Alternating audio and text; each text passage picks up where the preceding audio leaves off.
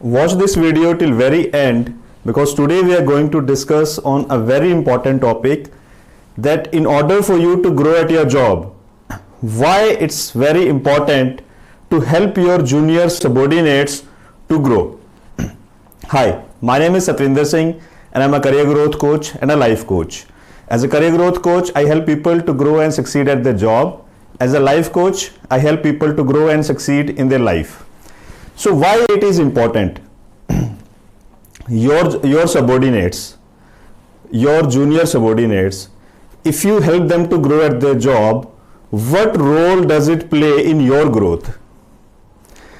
एक बहुत बड़ी धारणा है, बहुत सारे लोग ये सोचते हैं कि अगर उन्होंने अपने सबॉर्डिनेट्स को ग्रो करने में हेल्प किया तो वो कहीं उनकी जगह ना ले लें, उनको रिप्लेस ना कर दें। तो अगर उन्होंने सब कुछ सिखा दिया तो उनकी क्या जरूरत है, तो कंपनी फिर जूनियर्स को रख लेगी, उनकी तो सैलरी भी कम है।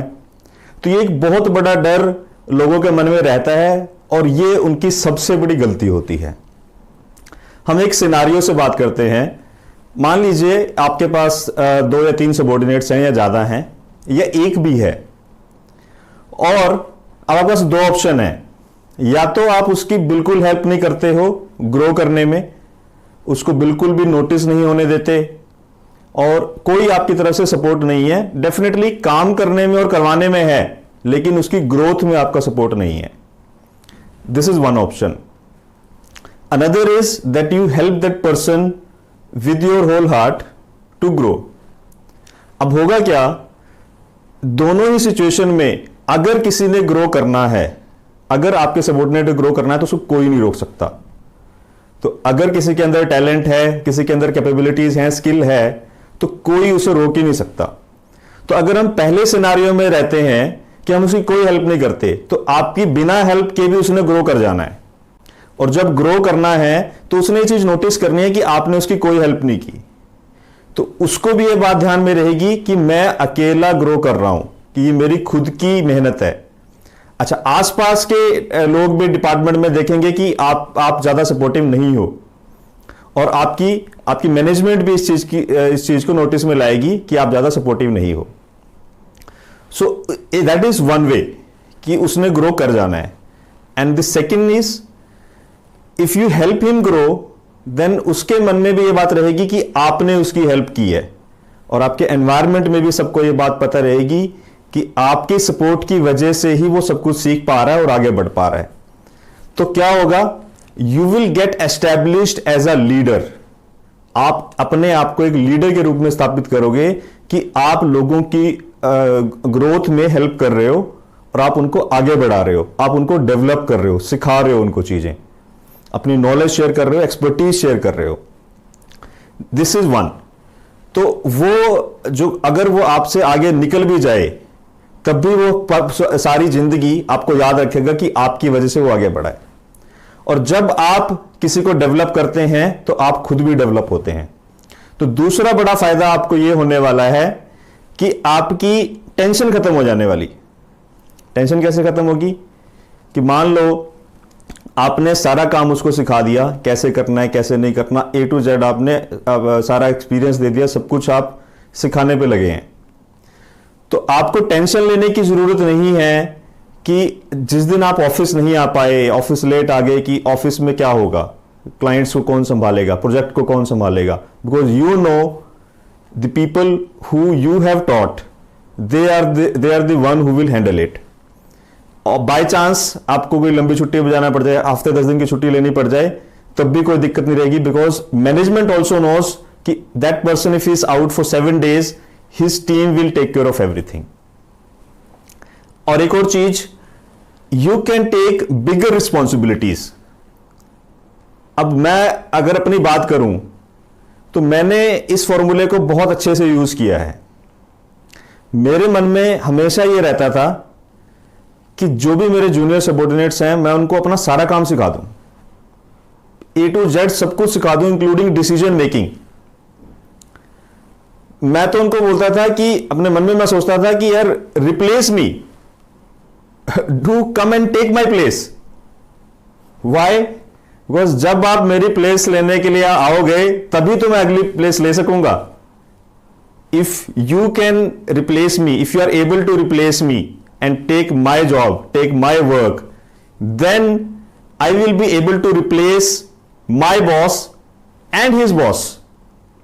बिकॉज मैनेजमेंट हमेशा काम करने वाला बंदा ढूंढती है.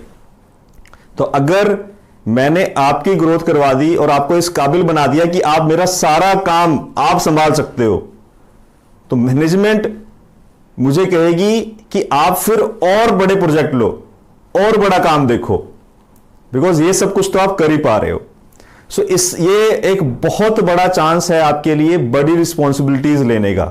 क्योंकि अगर आप अपने प्रेजेंट काम में ही सारा दिन उलझे रहते हो तो कौन आपको नई रिस्पॉन्सिबिलिटी देगा, क्योंकि सबको पता है कि ये काम में इतने बिजी रहते हैं, इनको नई रिस्पॉन्सिबिलिटी देकर करेंगे क्या. तो जो भी लोग बहुत फास्ट ग्रो करते हैं अपनी जॉब में, आप हमेशा देखना वो इस प्रिंसिपल को यूज करते हैं, वो अपने सबॉर्डिनेट्स को ग्रो करते हैं, उनकी हेल्प करते हैं और अपना जितने से जितना काम उनको सिखा सके सिखाने की कोशिश करते हैं ताकि बड़ा काम उनको मिल सके.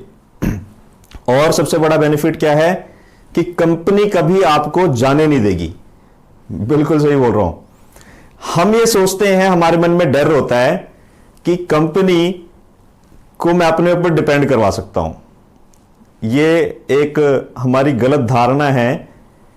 कोई भी कंपनी, कोई भी ऑर्गेनाइजेशन कभी किसी एक बंदे के ऊपर डिपेंड नहीं होती. आपने देखा होगा कई लोग कितने बड़े बड़े ओहदे पे होते हैं, वो छोड़ के चले जाते हैं, और जब छोड़ के जाते हैं तो हमें ऐसा लगता है कि पता नहीं अब कंपनी का क्या होगा. पर कोई ना कोई आ जाता है, चाहे उनसे ज्यादा स्किल्ड, चाहे उनसे कम स्किल्ड, चाहे यंग, चाहे एक्सपीरियंस्ड, पर कंपनी को फर्क नहीं पड़ता, कंपनी वैसे ही चलती है. तो जितने भी मेरे बॉस अब तक रहे हैं, तो उनसे ही मैंने ये दो चीजें सीखी हैं. एक मेरे ऐसे बॉस थे, वो सब कुछ मुझे सिखा देते थे. अब जब सिखा दिया तो कौन करेगा, मैं करूंगा. तो वो टेंशन फ्री रहते थे, और टेंशन फ्री रहते थे तो मैनेजमेंट उनको कहती थी मुझे आप और काम पकड़ लो. और एक मुझे ऐसे बॉस मिले मेरे करियर में जो सब कुछ अपने तक रखते थे. सारी इंफॉर्मेशन अपने तक रखनी, इन्होंने डिसीजन मेकिंग अपने तक रखनी. यहां तक कि कभी कभी तो इस लेवल तक की बात रहती थी कि चीजें अपने तक रखने के चक्कर में वो खुद टाइपिंग कर रहे होते थे कि कहीं इसको ना ये चीज पता चल जाए.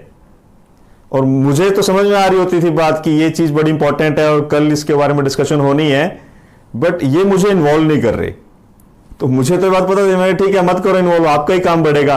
और रात को 9-10 बजे तक बैठे रहते थे.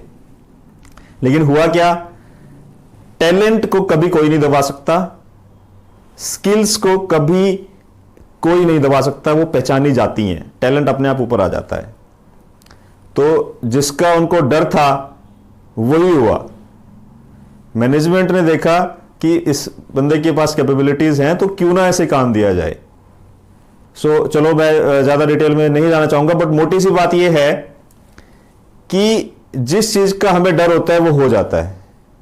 लेकिन अगर हम बिना डर के चलते हैं, सब कुछ सिखा के चलते हैं अपने सबॉर्डिनेट्स को, उनकी पूरी हेल्प करते हैं, तो मैनेजमेंट ये चीज नोटिस करती है और वो कभी आपको जाने नहीं देती.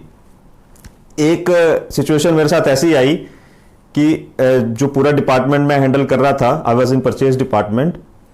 सो मेरी तो आदत थी और मैं चीज सीख चुका था कि अपने सबॉर्डिनेट्स को इतना काबिल कर दो कि वो आपका हर एक काम संभाल सके, A to Z including decision making. So मैंने वैसे ही किया.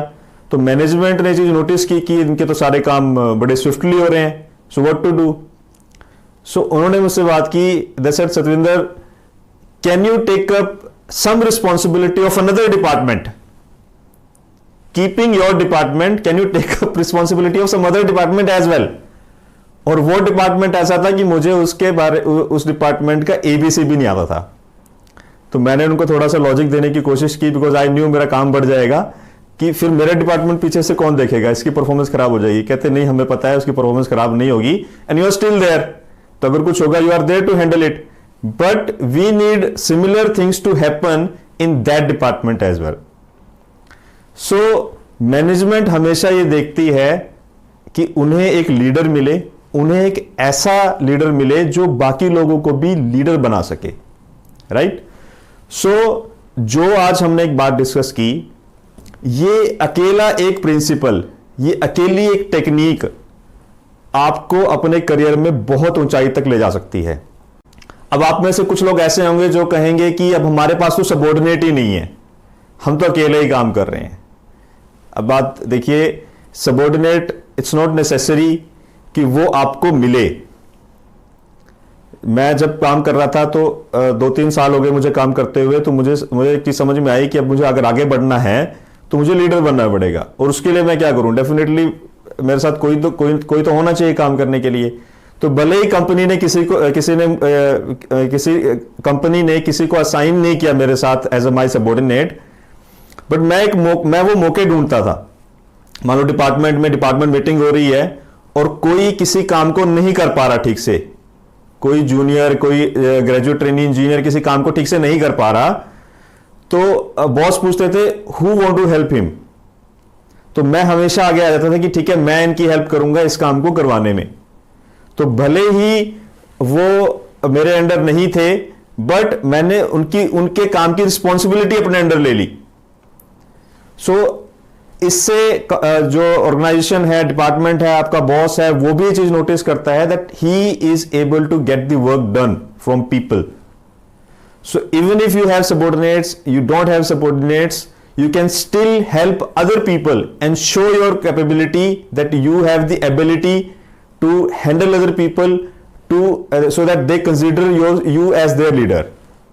So आज की हमारी डिस्कशन से एक बहुत ही पावरफुल जो है कंक्लूजन ये निकलता है, आप किसी भी कंपनी में काम कर रहे हो, किसी भी पोजीशन पे हो, किसी भी डेजिग्नेशन पे हो, आपको कितना भी एक्सपीरियंस है, कुछ सबॉर्डिनेट है आपके साथ या नहीं है, if you help other people to grow at their job, you yourself grow at your job at super speed. So use this principle and share this video to as many people as you can, क्योंकि अगर ये by chance आपके काम का नहीं है, किसी और के काम का होगा। And remain associated, like my Facebook page, subscribe to my YouTube channel and remain associated.